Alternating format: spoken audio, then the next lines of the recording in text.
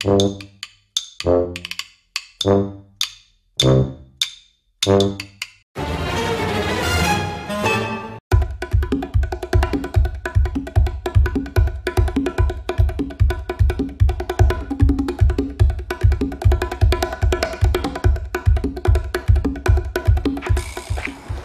harus lewat lorong ini? Laju muter-muter bae, nggak jelas. Lagian nih, kamu berdua tuh kan dua bemisan. Laju ngapo cak wong lain ini? Kau ini, sudah lah, nggak usah cak baik-baik nian sama Suci tuh Nggak penting juga nak baik sama dia.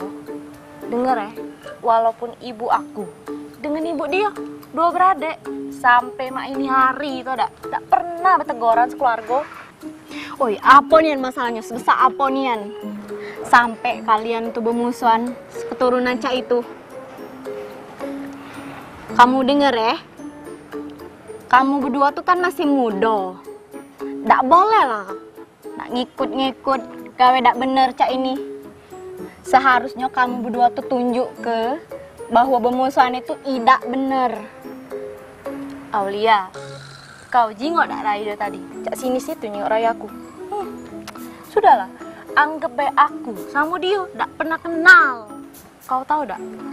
Keluarga aku dan keluarga dia tak mau terus hubungan keluarga kami nih.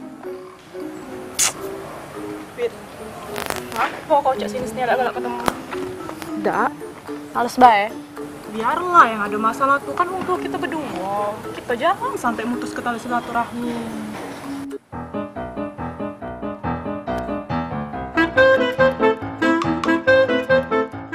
Kita lihat bersama tadi tayangan yang kita lihat sama-sama tadi. Orang kok berani-beraninya ya mutus silaturahmi. Bukankah kata Allah itu, bukan kata Nabi, kata Allah, barang siapa yang memutuskan silaturahmi, bahkan bau surga pun tidak tercium. Auzubillahi min dzalik. Jadi ya, apalagi dengan saudara kandung sendiri, sebelum ajal menjemput, maaf-maaflah.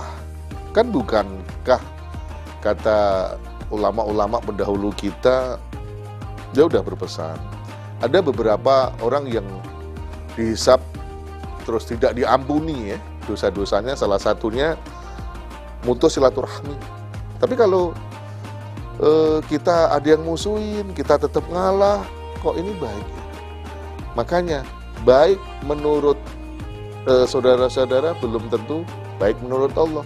Tapi yakin kalau baik menurut Allah, yakin, seyakin-yakinnya baik menurut kita semua dan umat, bahkan makhluknya Allah seluruh baik. Menurut Allah baik harus. Positive thinking itu dari saya. Jangan pernah mutus silaturahmi. Wabillahi taufiq wal hidayah. Wassalamualaikum warahmatullahi wabarakatuh. Salam.